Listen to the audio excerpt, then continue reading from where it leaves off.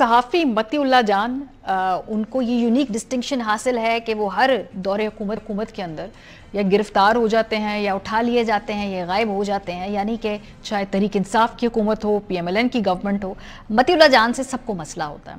बहुत कम सहाफ़ी हैं जो इस कैटेगरी के अंदर अपने आप को नॉमिनेट करवा पाते हैं। ये मती का कमाल है। जो मती को जब गिरफ्तार किया गया तो जो मुकदमा उन पर डाला गया है वो बड़ा दिलचस्प है, क्योंकि जो मुकदमा है वो आइस का नशा करने का है, पुलिस एहलकारों को जान से मारने की कोशिश करने का है। अगर आपने बचपन में फैंटेसी नॉवेल्स पढ़े हों या थ्रिलर नॉवेल्स पढ़े हों तो आपको मालूम होगा कि क्रिएटिव राइटिंग बड़ा मुश्किल काम है, लेकिन पाकिस्तान में ऐसा नहीं है।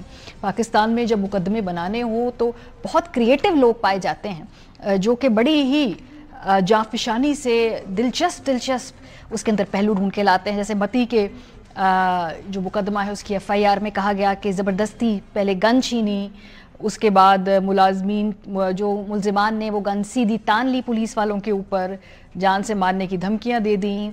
उसके बाद उनकी गाड़ी के जब खोली तो नीचे सफ़ेद रंग का शॉपर था, जिसमें जब चेक किया तो शॉपर से आइस जो थी वो बरामद हुई, जो बाद में वहीं पे एक इलेक्ट्रिक कांटा था जिसमें वज़न किया तो वो कुल 246 ग्राम हुई और फिर उनको अलग अलग पार्सल में सरबोमोहर करके वो भेज दिया गया है। वेरी क्रिएटिव, जिसने भी लिखा है ज़रूर उसको हमें सलाम पेश करना होगा। ये तो हो गया मुकदमा मती के ऊपर। अब अगला मरहला ये था कि ये तय किया जाए कि क्या मती सहाफ़ी है भी या नहीं है। तो हुकूमत में इसके बारे में राय डिवाइडेड है। कुछ वुज़रा समझते हैं कि मतीउल्लाह सहाफ़ी है, कुछ लोग समझते हैं वो सहाफ़ी नहीं है। राना सनाउल्लाह साहब ने बड़े ग्रेसफुली कहा कि ये मुकदमा है, ये गलत बना है, लेकिन ये सेम ग्रेस ख्वाजा आसिफ साहब नहीं दिखा सके। ज़रा सुनिए। ये जो FIR है बिल्कुल ये एक कंकॉक्टेड मनगढ़ंत स्टोरी है और इसी किस्म की स्टोरीज बनती हैं जब भी बनती हैं। तो मैं समझता हूँ कि इस बारे में IG इस्लामाबाद को जो है वो जवाब देना चाहिए। इस तरह की सवाल जब एक हद से क्रॉस कर जाए and you become a partisan, you lose the right to be called a journalist. अच्छा, 2025 में चूंकि आने वाला है तो उसका तो हमें नहीं पता कि 24-25 में मतीउल्लाह सहाफ़ी है या नहीं, लेकिन एक बात पे सबका इत्तेफाक है कि 2020 में वो सहाफ़ी ज़रूर था। क्योंकि आज जो वज़ीर आज़म पाकिस्तान है शहबाज साहब, जब खान साहब की गवर्नमेंट में मती को उठाया गया तो उन्होंने उस वक्त ट्वीट की थी मतीउल्लाह के हक़ में और ये कहा था कि जब इस तरह का कोई वाक़या होता है तो उस वक्त का वज़ीर आज़म रिस्पॉन्सिबल होता है। दुरुस्त बात है, खान साहब रिस्पॉन्सिबल थे, उनके मुल्क के उनके दौरे हुकूमत में कोई सहाफ़ी उठाया जाए। बिलावल भुट्टो जरदारी साहब एक्सट्रीमली कंसर्न थे उस वक्त।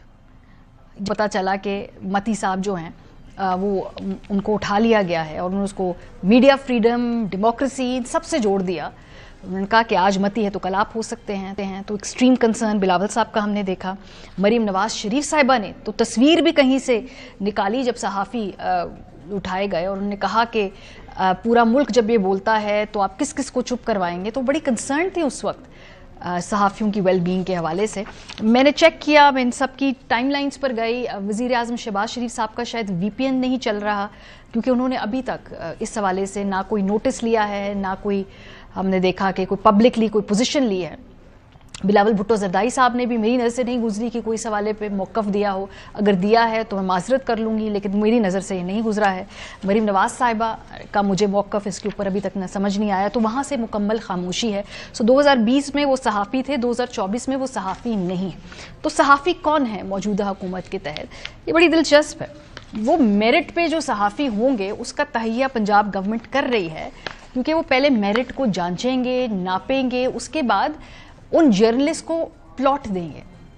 32,000 के करीब पंजाब के अंदर जो जर्नलिस्ट हैं जो मेरिट पे पूरे उतरेंगे उनको पंजाब हुकूमत प्लॉटों से नवाजेगी। तो ये मतलब नहीं है कि हुकूमत के नज़दीक सहाफ़ी एग्जिस्ट नहीं करते। एटलीस्ट 32,000 ऐसे सहाफ़ी हैं इस मुल्क में जिनको गवर्नमेंट सहाफ़ी समझती है और उनको पहले मेरिट पे जब वो पूरे उतरेंगे तो उसके बाद प्लॉट्स भी उनको दिए जाएंगे।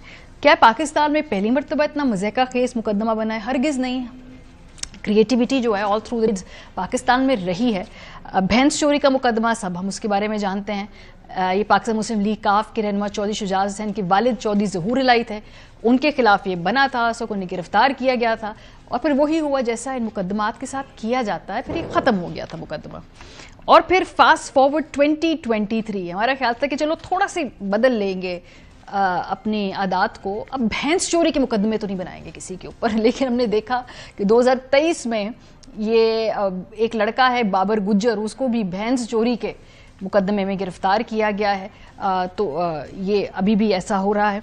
सीनियर सियासतदान जावेद हाशमी के दामाद पे बड़ा मजे का केस बना, उन पे जग और ग्लास चोरी करने का इल्ज़ाम, गिरफ्तार है। कहीं ना कहीं मेरा ख्याल है ये बड़ा ही रिलेटेबल सा एक मुकदमा है।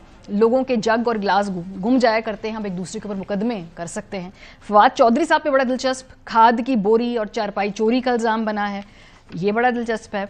बिजली चोरी का मुकदमा बना एक MNA पे।